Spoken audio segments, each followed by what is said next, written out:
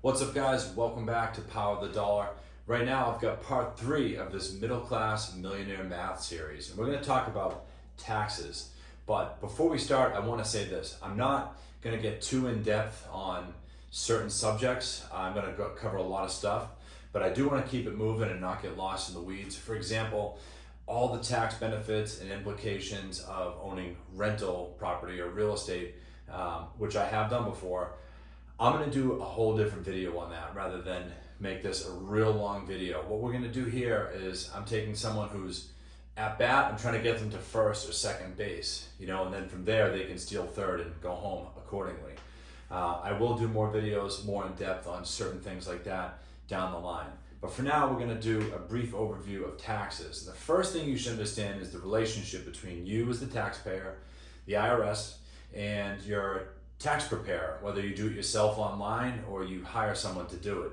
Think of it like a triangle, right? It's you at the top, IRS, and tax preparation service, which could also be yourself. It's very common nowadays. When you back in part 1 where you needed electricity in your house, you gave National Grid money and they provided you with electricity or gas or heat, whatever it may be. Same thing with paying taxes. You're paying the government for the military to defend you, I suppose, for roads, bridges, airports, infrastructure, clean water, a whole bunch of programs. That's how it's supposed to work. And then your tax preparer, whether you're a CPA, an enrolled agent, regular tax preparer, yourself, they're supposed to understand the tax code and help you pay as little amount of tax as possible legally, and what all the implications are to develop a short-term, medium-term, and long-term plan for your finances related to taxes. So let's get right into it. I don't want to keep this too long. So something that a lot of people don't understand are tax brackets. They just think you hit the top tax bracket and all of your money is going to be taxed at 35%. Now, these are the tax brackets for 2025, and it's for a single taxpayer, not a married couple, okay? And there's a difference when these are the brackets, 0 to 11,925. This is a bracket for a single person. All of these are, right? For married filed jointly, essentially all of these amounts get doubled. Not the tax percentage, not the amount of taxes getting taken out, but these brackets. And the IRS figures that if there's 2 of you, essentially, this would be double, since you both would have a job, most likely. So just know that this is for single, not married filing jointly. And this is called a graduated tax schedule.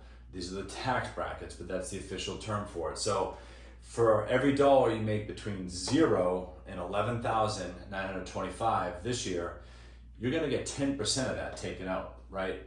But as soon as you make $1 over that, say you make $11,926 this year, only $1 is going to be taxed at 12%. See where this is going? So as you can see, if you make 500 grand a year, not all of it is taxed at 35%. Chunks of it are taxed at different amounts. So that's tax brackets for you. Now I'm going to give you a scenario, okay? And here we're going to talk about something you might have heard before, but you might not understand. The standard deduction versus itemizing or itemization, okay? So here's a basic scenario. This is for a single taxpayer, okay? And if it's married filing jointly, for your scenario, pretty much just double everything. Let's say they make 100 grand a year, right? The standard deduction, it's standard for everybody, is $15,000. So what does that do? That reduces your taxable income by $15,000. And all that means, very simple. Instead of getting taxed at $100,000, you're going to get taxed at $85,000. $85,000 of your income is going to be taxed, not this full amount here. So that's why it's called the standard deduction. It is a deduction on your income to reduce your taxable income, and it's standard. And I forget which year it was, but it was recently. I think it was either 2020 or 2021. I think it was 2021. 90% of taxpayers took the standard deduction. They did not qualify to itemize. So if you itemize, there's only a couple things you can do to rack up your itemizations to exceed the standard deduction. You have SALT, state, I'll come to this side. You have SALT, state and local taxes. Right now, there's a cap at $10,000. But right now, in Congress, they're trying to increase that to help out people in higher tax states like New York or California, okay? So if you pay taxes, property tax, excise tax, there's a whole bunch of forms of taxes that you pay at the state and local level. If you rack that up to $10,000, that's the limit, okay? But there's other ways to build up your itemization, right? Donations, cash donations in the form of a check or cash, and you have to document those, and non-cash donations such as shoes, clothing, cookware, other things like that that you could donate to savers or whatnot, okay? Another one that a lot of people are starting to claim nowadays because mortgage rates are so high is mortgage interest. So these are the three most common ways to add up your list of itemizations. Now there's medical bills as well, and mileage for doctor's appointments, but very rarely are people gonna be able to use that for itemization, very rarely. And I don't wanna get lost in the weeds of taxes. These three things right here are the most common way for people to add up all of these so they can itemize. And all that means is, check this out, the standard deduction is $15,000. Let's say in another, this person here has paid $10,000 in state and local taxes, $500 in donations, $9,500 in mortgage interest, and you add those all up, it equals $20,000. So $20,000 is higher than $15,000. And if you itemize here in this scenario, instead of go for the standard deduction, what you're gonna get is a lower amount here for your taxable income. Instead of being $85,000, it's gonna be $80,000. And let's see what this adds up to. Here in this scenario where we took the standard deduction, here's what you're gonna owe for taxes. 10% on your first $11,925. That's gonna get you about $1,193. And then 12% for that next bracket of income, and then 22% for that next bracket of income. That's gonna leave your total tax, if you take the standard deduction, that's gonna leave your total tax owed at $16,914. But if you were able to itemize and have a higher amount here in your itemized tax deductions, you're not gonna owe $16,914. You're actually gonna pay less. You're gonna owe $15,814. That's a savings of $1,100. That's the difference between the standard deduction and itemization. And I'm gonna come right back for other tax benefits that we're gonna go over: dividends, real estate, and business.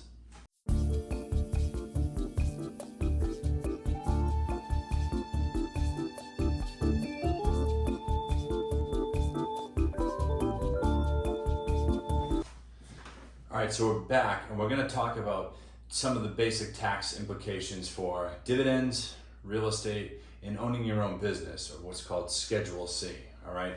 So I'm gonna draw something up real quick regarding dividends. We'll talk about that first.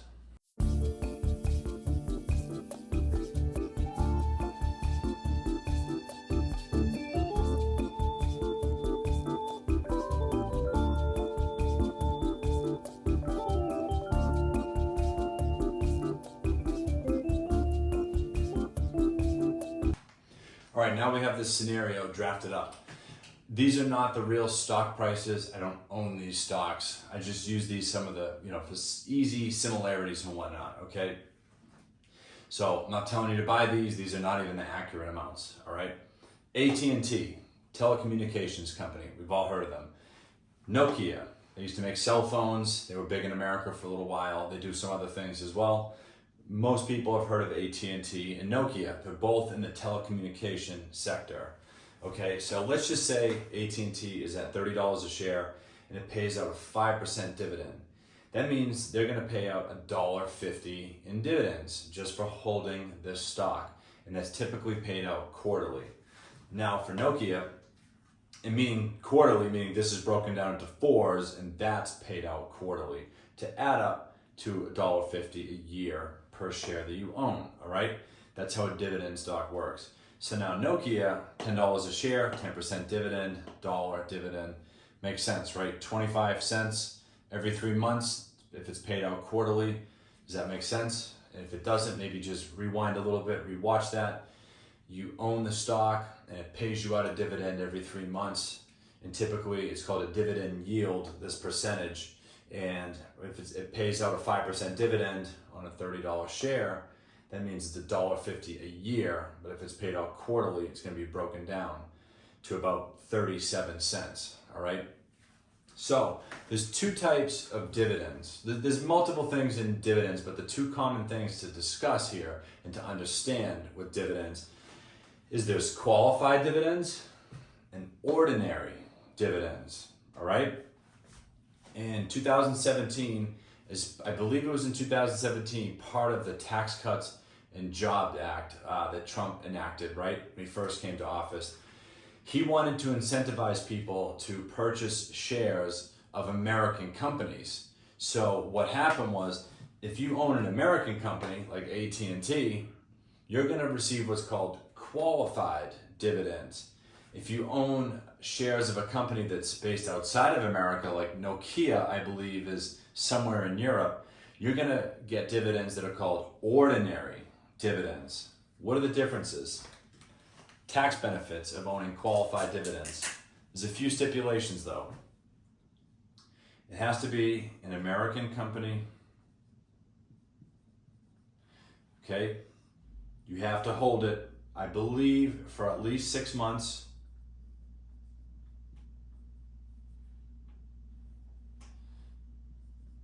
Also, here's the breakdown of what you would pay for taxes on that. It's far lower, right? Anywhere from 15, 20 to 25% taxes. And you're probably wondering, that's not that good. We just looked at the regular income rate, right? And I was paying 10, 12, and 22, and the next bracket was 24. Why is 25 sound so good? Now, depending on how much money you make, back in that first part, how much money you make, if you make a lot of money, your dividends are going to be taxed at a higher rate. If you don't make so much money, your dividends are going to be taxed lower. But no matter what, you're still going to win out on the tax side of things when owning companies that pay out qualified dividends. Let's talk ordinary dividends. These are non-US based companies. Doesn't mean they're bad companies, they're just based out of the US, right? Non-US. And you're paying the tax rate on these dividends you receive. The tax rate that you're going to be paying is your ordinary tax rate. Okay? Qualified dividends. It's an American company. You have to hold it for at least 6 months. And the tax brackets for those are currently 15, 20, and 25%. Ordinary dividends are paid out from companies that are not based in the US, right? This is if you're a US citizen, by the way, right? I should say that. And you're paid out at your ordinary tax rate. So if you go back and remember, some of those tax rates were up into the 32, 35%. So say you're doing real well, you make a lot of money, and you make $1 million a year, and you're in the highest tax bracket, and you buy, remember the buckets, and now you've been putting a ton of money into those other buckets, and you buy a lot of dividend stocks. If you're getting dividends paid out to you from companies not in the US, those dividends are going to be taxed at 35%. That's a lot of money. Where if you buy dividends based in the US, right, you help pump up the price of US companies, right, and you get a little tax benefit too. You're going to be paying 10% less in taxes because you'll be paying 25% on those dividends, not 35%, which is your ordinary tax rate, your ordinary income tax rate. So this is why Trump and Congress at the time wanted to do this. They wanted to shove more money into the stock market in a way that was beneficial for US companies. Why? If there's more money going into US companies, that means more money going towards Americans, American jobs, and this greatly benefits all Americans. So that's the dividend breakdown right there between qualified and ordinary dividends. Let's briefly go over real estate. All right, took me a little while to draw this up, but we're here now to discuss the tax implications, a brief overview for real estate investing, all right? Remember, this is a bucket. Remember going back to the river, you're thirsty, you need water to boil your food, you need to have a bucket to go down to the river to collect that water. Same with all these money flows around here in this world, whether you can see them or not. Owning a piece of property and renting it out to other people is a very big bucket to have to pull and extract a lot of money out of the money flow, all right? So let's get into it.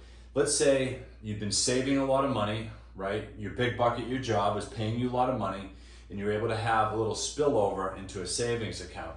You save up enough money where you can put a big down payment onto a real estate property, just like the rental property, a piece of real estate, just like this.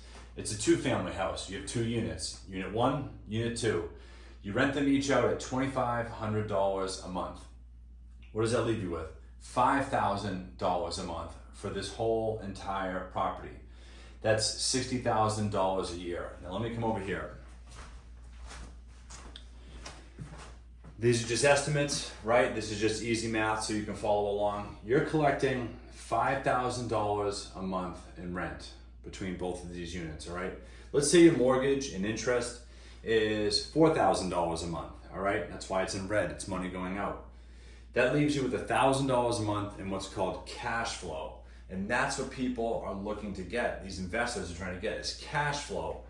And that's for things that are passive. You own a bunch of dividends and it's paying you stocks, it's passive.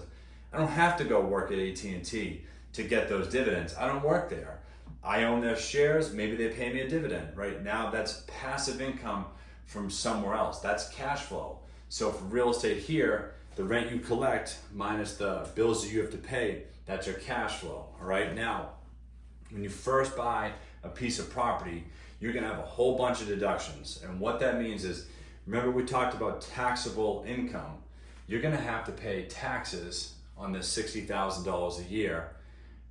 But if you rack up a ton of deductions, you'll have to pay very little taxes, or you'll pay no taxes at all, or you'll actually have losses that exceed your income, and those carry over to the next year. Those are called carryover losses. So let's stick with this right here, all right?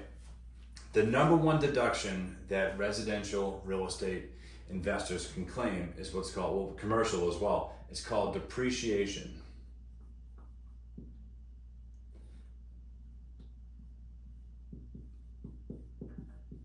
I won't do the math formula now, but long story short, it's a math formula that the IRS and Congress came up with. You take the value of the building, you divide it by 27 and a half, and whatever that number is, you can claim that every year for 27 and a half years. I don't know where they came up with that, but we'll talk about that in a more in-depth real estate video. So depreciation is the number one way to deduct, to have a deduction for real estate investing. Let's say you have to pay an attorney to drum up a lease. Say you want to pay an accountant. You're going to need an accountant to keep track of all this, right?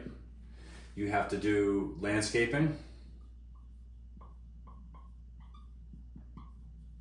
Let's say the tenant here in Unit 1. Now this is where real estate investing becomes a real headache.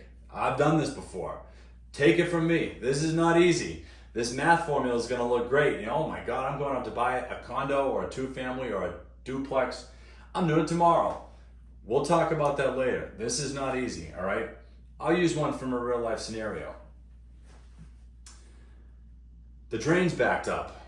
The whole drain is backed up in the house. Call a plumber.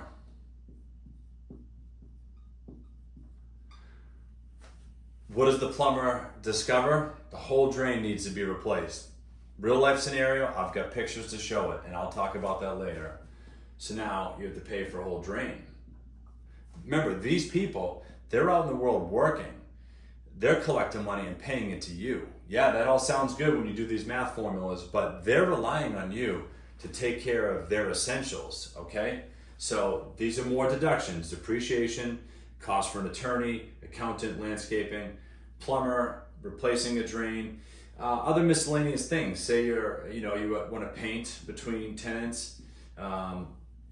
There's anything that goes into increasing the value of the property or repairing the property, maintaining the property. Could be something for termites or ants.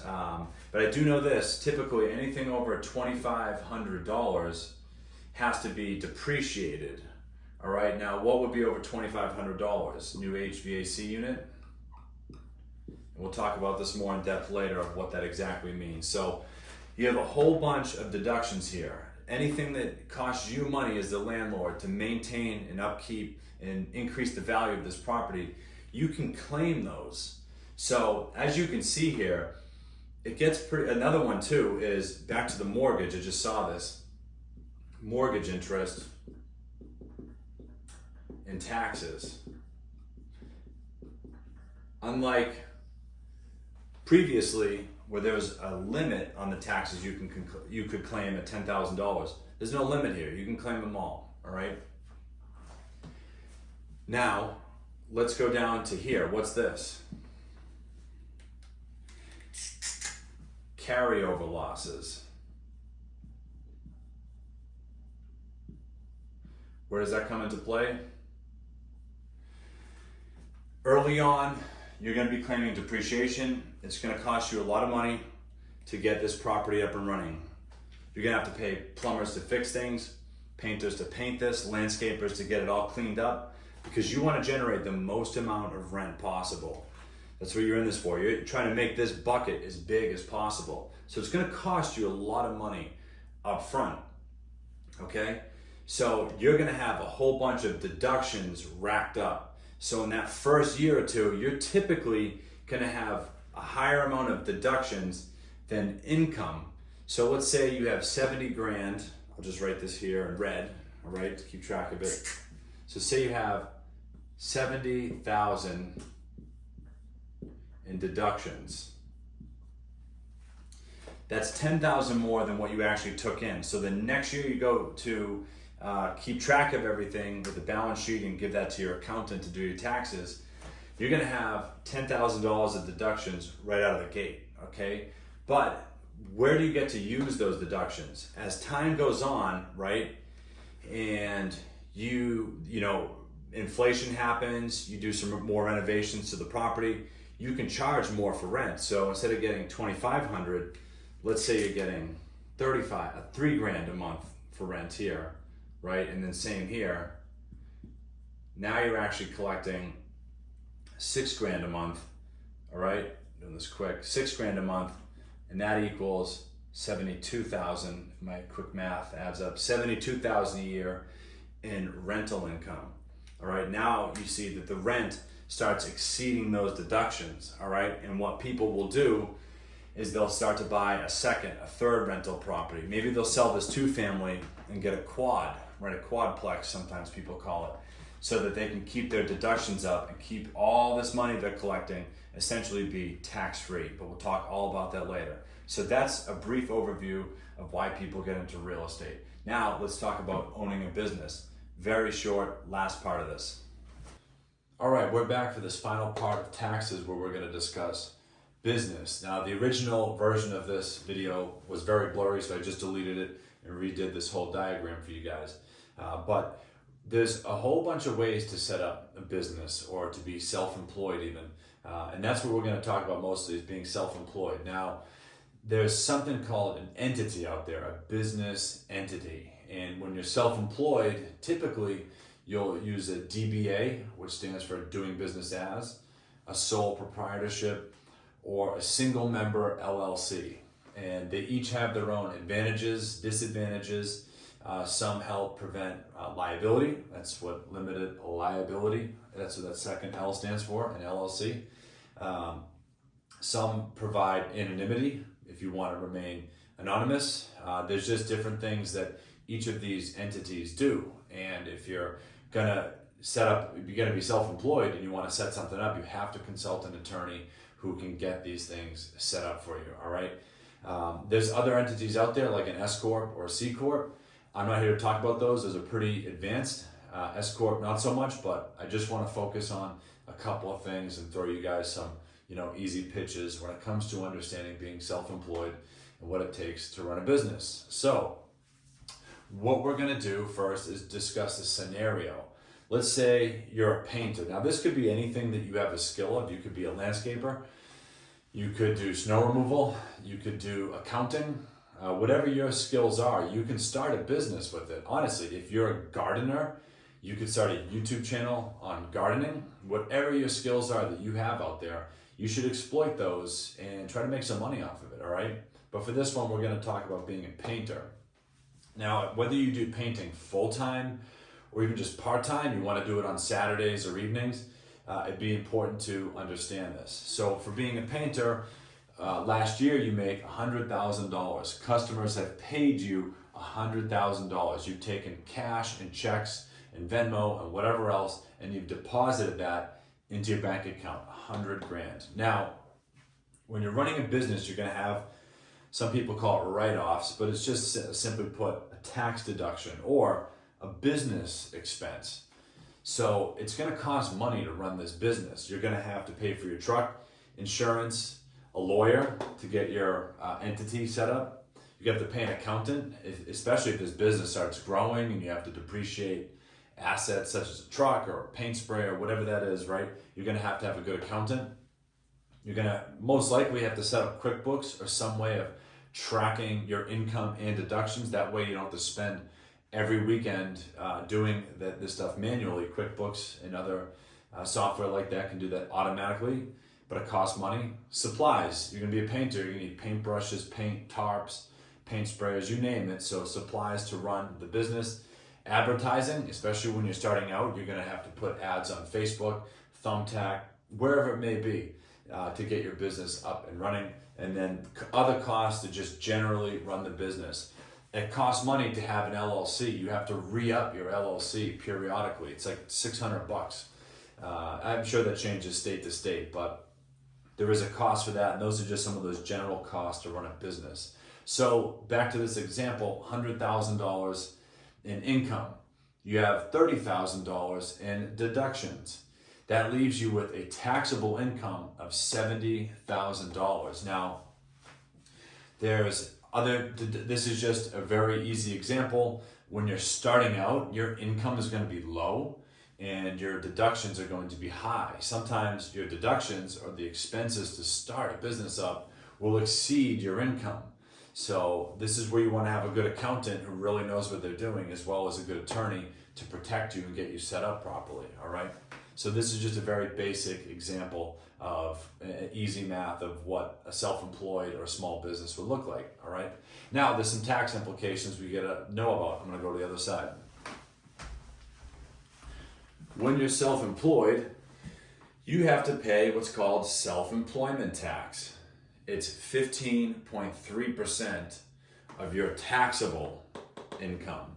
Now, if you work for someone else, say you work for Best Buy or a big company like that, you're what's called a W-2 employee. You're an employee. You're not the employer.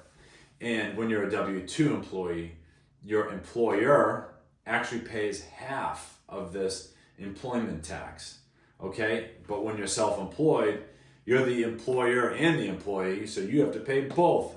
But half of it, 7.6%, half of this full amount is actually another tax deduction. So something to think about there. Other things that go into running a business, it's a headache. You're going to be answering phone calls, emails. You're going to show up to a job and the client won't be ready.